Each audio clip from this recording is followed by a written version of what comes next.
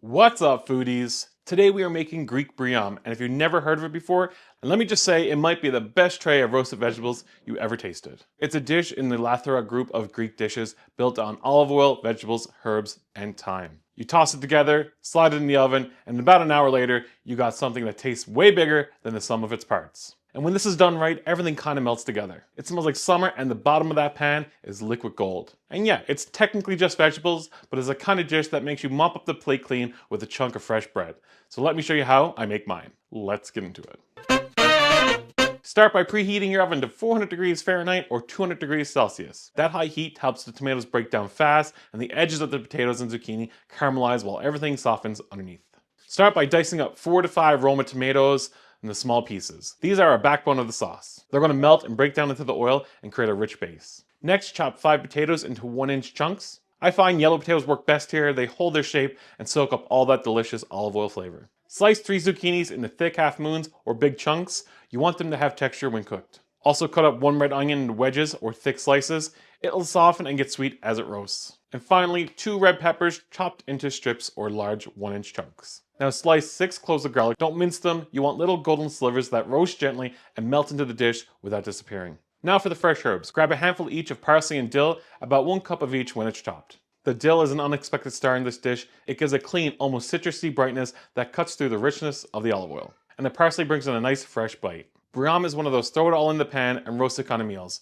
That's the beauty of it. No sauteing, no layering, just trust the oven. So into your baking dish, add all the chopped vegetables, 6 sliced garlic cloves, 1 cup of chopped parsley, 1 cup of chopped dill, 2 tablespoons of tomato paste. This is going to help thicken the tomato sauce and give it some body. 1 tablespoon of dried oregano. I mean, it wouldn't be a Greek dish without some oregano. 2 tablespoons of salt, and 1 cup or 250 mils of really good olive oil. Don't skimp here. The oil is what carries all the flavor and turns everything silky and tender. Personally, I'm using Calicore olive oil. It's one of my favorite olive oils I can get here in Canada. It has a great flavor. The main thing here is use the best olive oil you can get. It's a big part of the flavor of this dish. Now give it all a good toss right in the pan.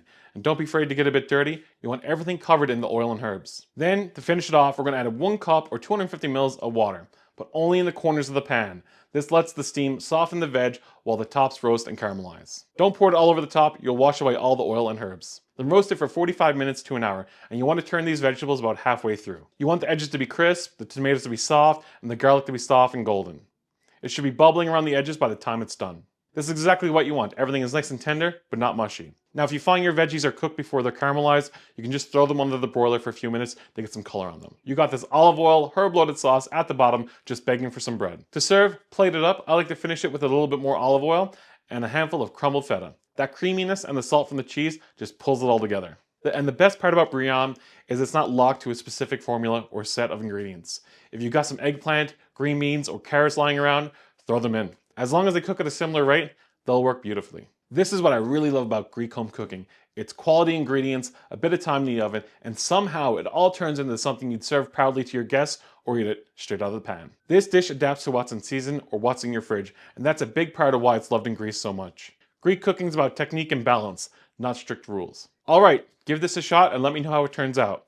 And if your yaya got her own twist on it, I'd love to hear about that too. And if you like this video, give a thumbs up, a subscribe down below, and until next time, FOOD-DEE out.